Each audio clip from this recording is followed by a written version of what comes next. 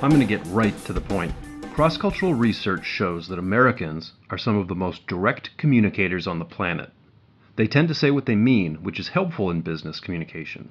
So, Americans should be really good at communicating with colleagues all over the world, right? Wrong. It turns out Americans, and I'm one of them, can be really confusing to work with in international teams. There's data that explains why. Americans give feedback in indirect ways.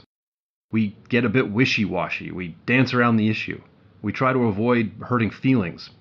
There's actually a formula. You say something nice, you give the feedback, and then you say something nice again.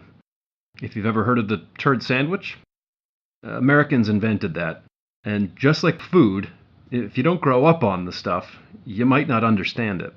Here's an example of a turd sandwich in action. A U.S. client was giving feedback to one of my managers based in the Philippines.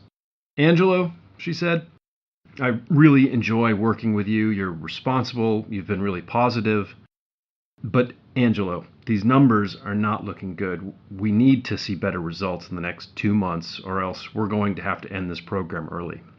But again, Angelo, please let the team know that we love the huge effort they're all putting in and to keep up the great enthusiasm." Now, this was a classic turd sandwich.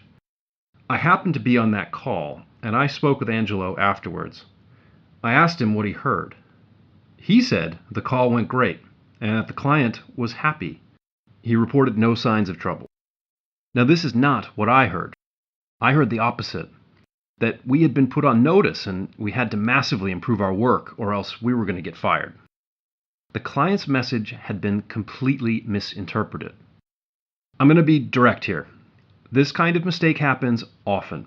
In fact, I have a stack of stories where Americans accidentally send unclear feedback which results in failed programs. How to avoid it? First, you don't need to give up your turd sandwich if you don't want to, but you do have to be aware of your communication style, and you have to understand that not everyone may interpret things the way you do. Second, from the pause method. Elaborate after you give your feedback.